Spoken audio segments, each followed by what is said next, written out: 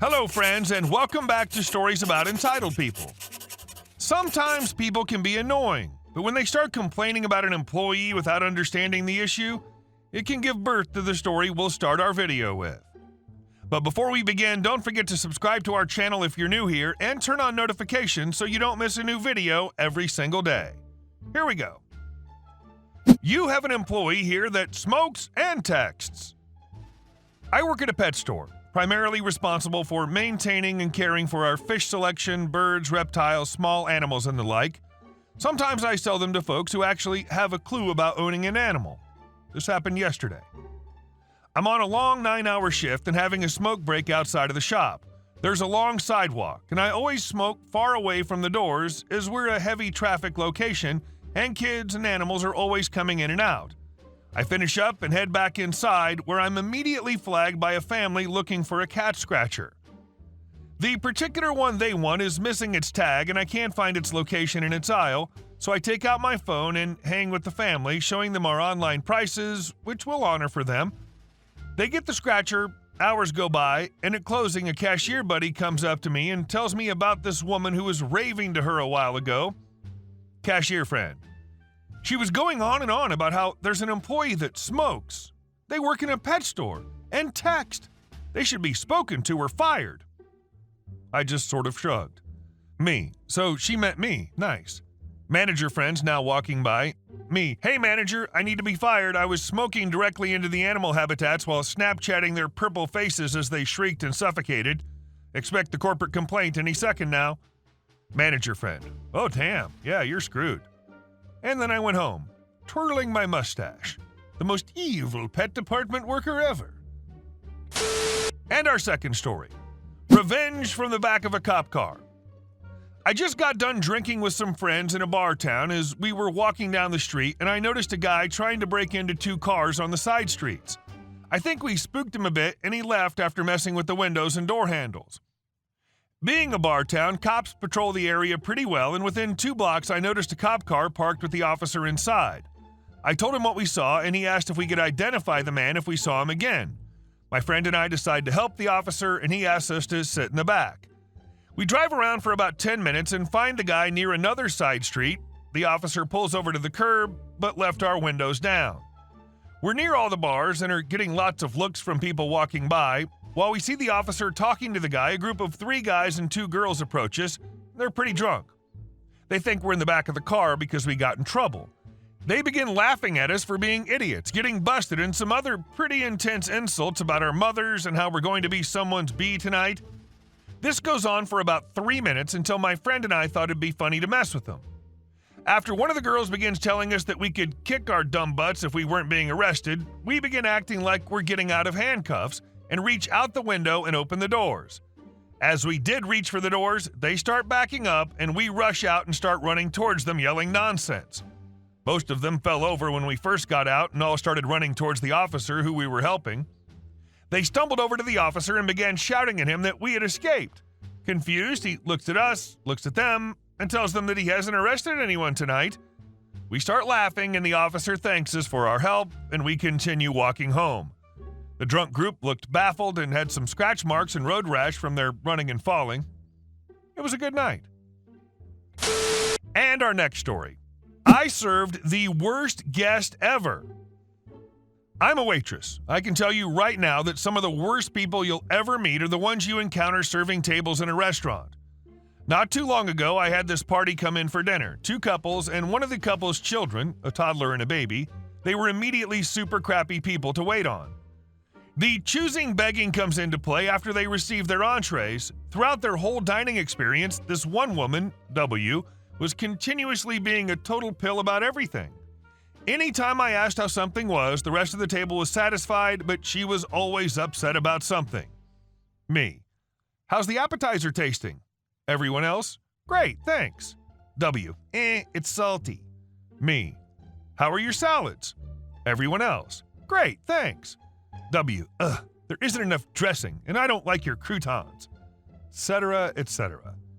Anyway, their entrees come out, and everyone says they're satisfied, except W. W.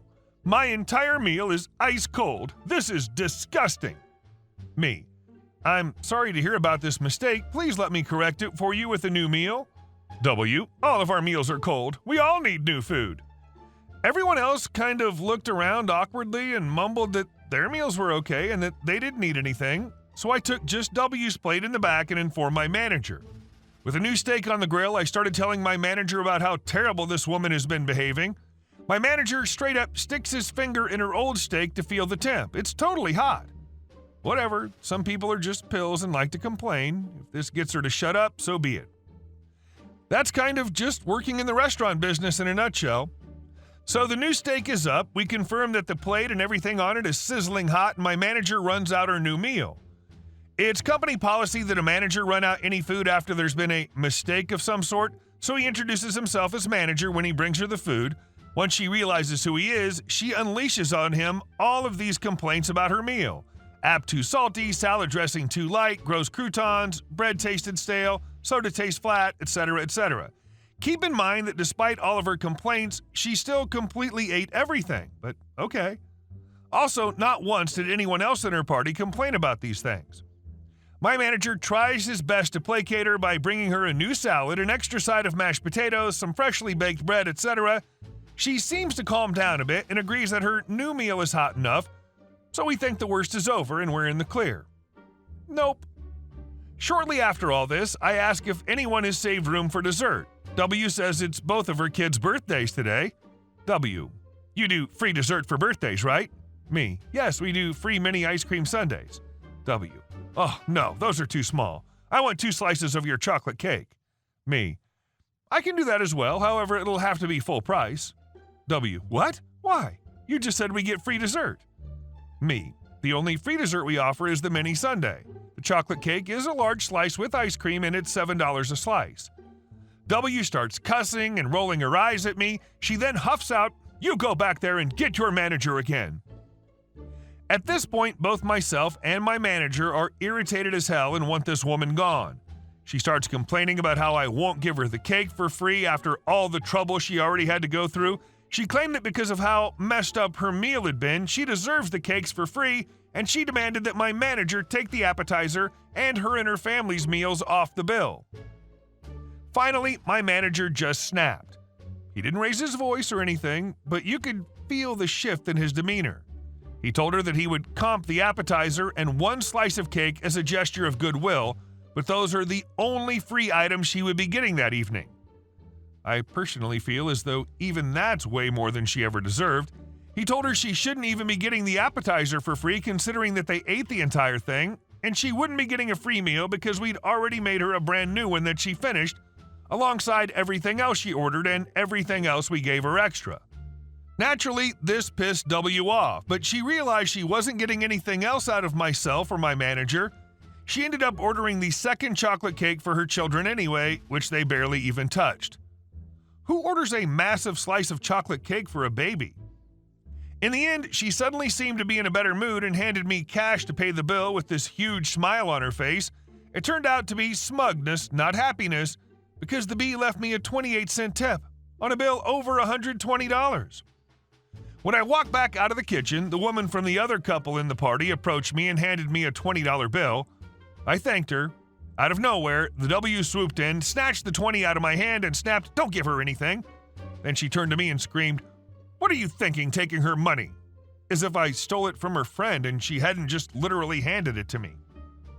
The W's friend started yelling at W and tried to take the money back, which wound up turning into an actual cat fight right there in our restaurant. The husbands had to drag them out, and I'm pretty sure the W pocketed the $20. Anywho, that's the story of my first encounter with such a person, and also one of my worst serving stories. Food makes people suck. Wow, stealing her friend's money right from her hands. What a friend. And our last story. We installed solar panels that reflect into neighbor's house. There's a fairly long backstory here, but it's relevant to the post, so bear with me. Our neighbors over the back bought their house a few years ago and proceeded to almost completely demolish it and rebuild it much larger. We were fine with that. There was a lot of noise and dust for a couple of months, but it was only temporary. As part of the rebuild, they installed solar panels on the roof, high-level security floodlights, and lots of windows. This is relevant later. This was all fine, except one of the security lights shone right into our house. Next time I saw them, I asked if they could angle it down a bit so it wasn't shining into our house. They moved it a bit, but it still shines in. We've got used to it. The solar panels and windows also reflect the sun into our house from time to time. That's to be expected if you live near other people. Houses have reflective surfaces on them. Then they asked if they could remove our hedge and plant a new one on their land. I agreed because, TBF, our hedge was a bit old and badly maintained. So then there was no boundary between our garden and theirs. Fine. But their dog kept coming into our garden and leaving little presents, and their kids kept knocking balls in and trampling our flower beds to get them. I mentioned this to them. They apologized, but nothing really changed. I didn't bother mentioning it again. They then asked if they could trim one of our trees that was overhanging their garden. I agreed and offered to do it for them, but his brother is a tree surgeon, so they said they wanted to do it. Fine. We were out when the brother came round, and we got home to find he'd removed 3 trees from our garden. I was annoyed, but didn't say anything in the interest of neighborly relations. They were self-seeded trees anyway, not as if we bought and planted them. Then nothing else happened for a while. This year, we decided to have an extension built on our house and took the opportunity to have solar panels fitted to our roof as well. They were installed a few days ago, and whilst they were still being installed, the woman from the back came round to complain to the builders that the solar panels were causing glare in their house. I was pretty gobsmacked. They were complaining about something they had installed years before us, not to mention the security light that ensures we don't just get glare during the day, but through the night as well. I've just ignored it and haven't been around to see them. Hey guys, thank you all for watching the video. I'll see you in the next one.